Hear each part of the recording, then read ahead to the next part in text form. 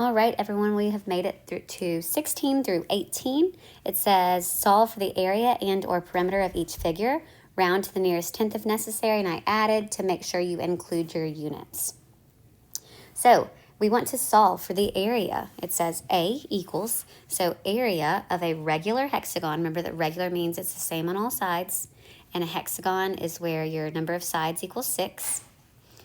With an apothem of 2.6 and a side length of 3. So if we had to draw a picture, a regular hexagon is going to look like this. 1, 2, 3, 4, 5, 6. All 6 sides would be equal. We would have an apothem coming out of our center. There's our apothem. And then our perimeter is going to be the distance all the way around the outside of the hexagon. So it says that our apothem is 2.6. So I get to fill in A equals 2.6. And then it has a side length of 3.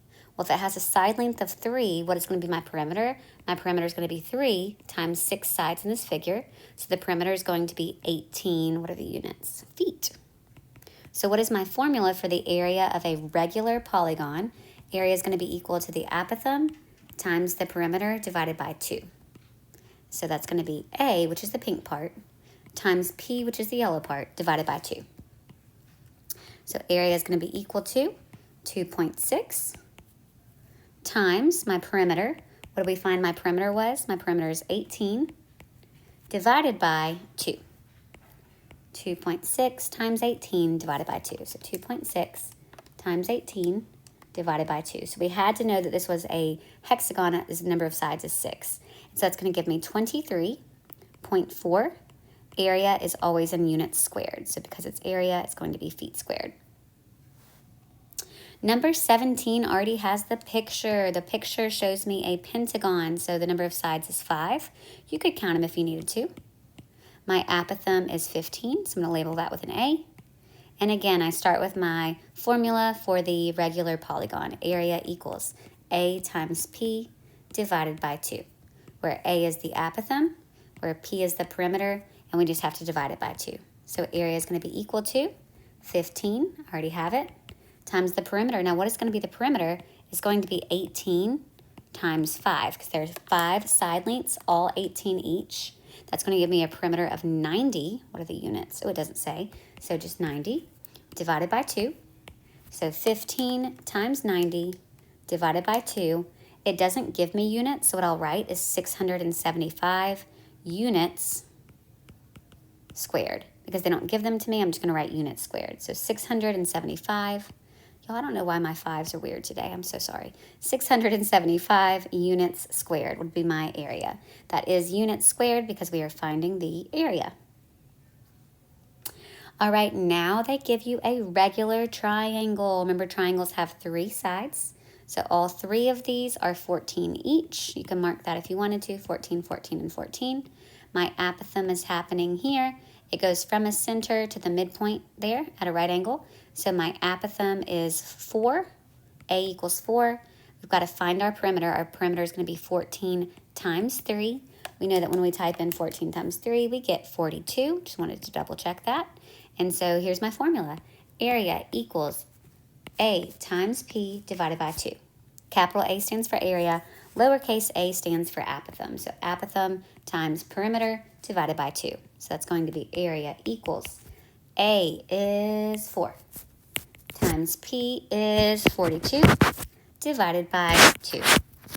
4 times 42 divided by 2 is going to give me an area of this triangle of 84 units, since I don't have what they are, squared. So that is 16 through 18. Now let's go ahead and do a few more. Let's go ahead and do 19 through 21. Solve for the missing parts of each polygon, round to the nearest tenth if necessary. Okay, we're going to also make sure that we include units. That's going to be in every set of directions. We're just adding it. Units are important. So if they ever give you the area or the perimeter of something, what you're going to want to do is make sure you write that formula down. So it says the area of the trapezoid is this. So what we're going to want to start with is the area formula. Let's go ahead and start with that. What is the area formula for a trapezoid? Area equals base 1 plus base 2. times height divided by 2. The only way that you're going to be able to solve these is if you start with the formula, because what can we fill in for the area? The area is 34 centimeters squared, which implies that it's equal to that. So for A, we get to fill in 34. We're going to set that equal to base 1, which we have, that's 6, plus base 2, which we have, that's 11. So that's going to be equal to 6 plus 11 times your height. Currently, we do not have the height, so we're going to have to find it. We're going to have to find the h. And so let's put that there. We're going to find the height times height divided by 2. So we found our bases. That's 6 plus 11. We can manipulate this formula now to find the height. So the first thing you're going to do is you're going to do times 2 times 2, 34 times 2.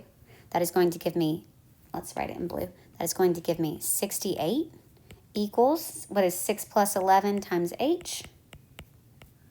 Times h. What is 6 plus 11? That is going to give me 68 equals, sorry guys, 68 equals 17 times h. Well, if I want to solve for h, I'm going to divide by 17 and divide by 17. So what is 68 divided by 17? I get 4 for my height. So my height is 4. My height is 4 what? This is one dimensional, so that's going to be 4 centimeters. So this is going to be equal to 4 centimeters long. 4 centimeters is my final answer. Why is it 4 centimeters? Because this is one dimensional, so that should just be centimeters to the first power. All right, the perimeter of a square is 56. What do we know about a square? All 4 sides are congruent. All of the angles are congruent. They're all 90. So if the perimeter is equal to 56, let's think about a perimeter. Perimeter is going to be equal to 4 side lengths of the square, 4 s's make a perimeter, right? So 4s equals 56. So what is the side length? I'm going to divide by 4 on both sides. What is 56 divided by 4? That is going to give me 14. So my side length is equal to 14. So this is a 14 by 14 square. All of these are 14. 14 what? 14 centimeters. So my side lengths are 14 centimeters. How do you find your area? Well, area is going to be equal to 14 squared. 14 times 14, or base times height. That is going to be 14 times 14. I'll say or area equals 14 base times 14 height. That is going to give me 196 centimeters squared of space. So the side length is 14 centimeters. The area is 196 centimeters squared.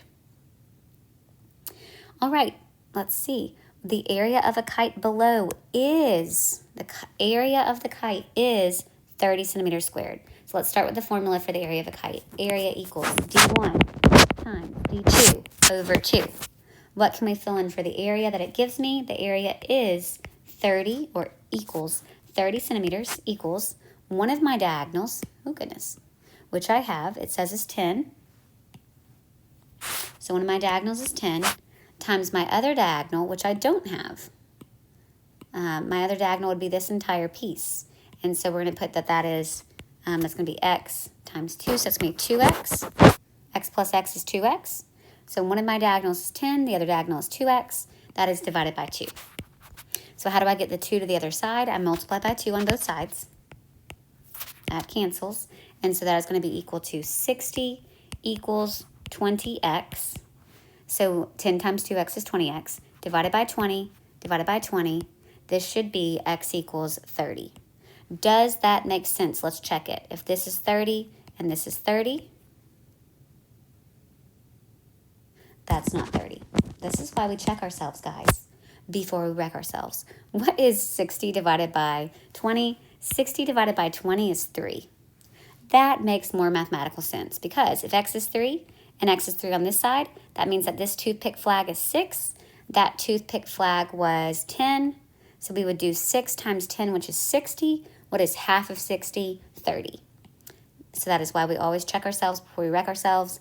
That would be 3 and 3, so x is 3, and that's all it asked me for. Make sure we include units. So if this was in centimeters, this is also going to be in centimeters. The entire diagonal would be 6.